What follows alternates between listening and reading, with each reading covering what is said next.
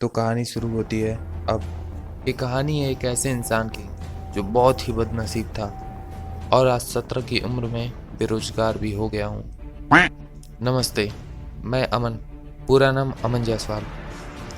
क्या आप भी जानना चाहते हैं मेरे इस बदनसीबी का राज?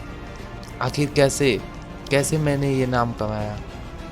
मुझे पता है आप मेरी कहानी सुनना नहीं चाहते, क्योंकि आपकी भी कहानी कुछ मेरी ही जैसी है। सबसे पहले तो मैं जोशीला टाल्क वालों को शुक्रिया अदा करना चाहता हूँ, क्योंकि उन्होंने मेरी ज़िंदगी के सबसे कठिन समय की अपने मंच पर प्रेजेंट करने का एक शुभ अवसर दिया है। यह बात है सन 2005 मंगलवार की सुबह 29 नवंबर की, जब मैं पैदा हुआ। बेशक आपको भी लगता होगा इसमें कौन सी बड़ी बात है, मेरे घर वालों को कुछ ऐसा ही लगता था। मानना था कि मेरी बढ़ती उम्र के साथ मुझे कामयाबी मिलेगी, लेकिन मेरी बढ़ती उम्र के साथ मुझे एक टैग मिल गया, कामचोर। ज़्यादा हंसो मत, आपकी माता जी भी आपको कामचोर ही कहती है, लेकिन आपके कामचोर और मेरे कामचोर में बहुत बड़ा अंतर है। आपको कामचोरी का टैग तब मिला होगा जब आप घर के कामों को करने से मना किए होंगे। ये बात अलग है, आप 10 काम में से 9 काम पूरा किए हैं, एक काम गलती से छूट गया है। वो एक काम ना करना ही आपकी कामचोरी का टैग है। लेकिन आपकी कामचोरी के टैग और मेरे कामचोरी के टैग में बहुत ही अंतर है। वो ऐसे कि जब कोई काम पूरा होता था तो मैं उसका पूरा क्रेडिट ले लेता था, चाहे वो काम मेरे भाई बहन शर्मा जी का लौंडा या वर्मा जी की लौंडिया की हो। उस काम का क्रेडिट सिर्फ मैं लेता था। काम करे कोई और, क्रेडिट लेता मैं, जिसकी वजह से मुझे सब कामचोर कहने लगे। ये कामचोरी का टैग बढ़ती उम्र के साथ बढ़ता चला गया। फिर मुझे रियलाइज़ हुआ कि मेरी ज़िंदगी में इसके अलावा और कुछ भी मुकाम है। फिर मुझे बढ़ती उम्र के साथ पैसों की ज़रूरत पड़ती गई। फिर मैंने डिसाइड किया कि लोगों का क्रेडिट आज के बाद नहीं चुराऊंगा, अब पैसे चुराऊंगा। लेकिन बाद में कुछ घंटों के मुशक्क़त के बाद सोचने के मुझे पता चला कि वहाँ तक अपनी औकात नहीं है। फिर मैंने अपना एक यूट्यूब चैनल शुरू किया, जो बेशक मेरे बाप के ईमेल आईडी से था। उस टाइम मैं 8वीं में पढ़ रहा था।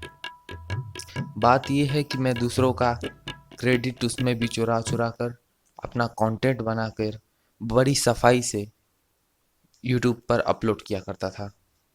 टाइम तो याद नहीं है, लेकिन उस टाइम इतनी सफाई से काम करने पर यूट्यूब की तरफ से कोई भी कॉपीराइट नहीं आया। लेकिन सब्सक्राइबर्स 10 से 20, 20 से 30, 40 से 50, 50 से 60 हुए। लेकिन मैं सोचा कहीं ये 60 सब्सक्राइबर्स 60 मिलियन ना हो जाए, इसलिए मैं अपना फेस रिवील करना चाहता था। इसलिए मैं अपने बाप के नंबर से अपना ईमेल आईडी बनाया और एक नया चैनल शुरू किया, जिसका नाम मेरी किस्मत अमन था। लगातार कुछ महीनों के नहीं, मेरा मतलब कुछ हफ्तों के मेहनत के बाद मैंने फोटोशॉप सीख लिया। सीखने के बाद मैं एक एक स्टेप बढ़कर सबको समझाने लगा। उस पे 300 प्लस सब्सक्राइबर जैसे ही कंप्लीट हुए मैं पागल सा हो गया था।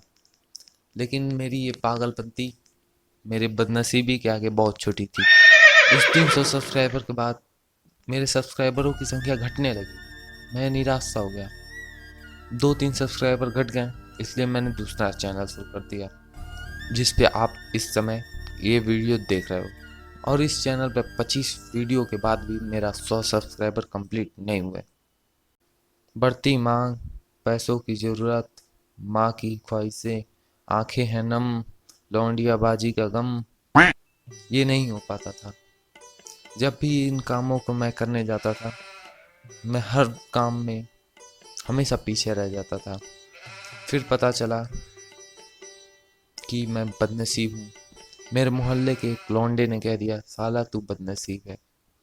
मेरी ज़िंदगी आधी आधी हो गई। तब से लेकर अब तक मुझे एक और टैग मिल गया, बदनसीबी का। और आज 17 की उम्र में कामचोर के साथ साथ बदनसीब भी हूँ। यही है मेरी बदनसीबी का राज। धन्यवाद।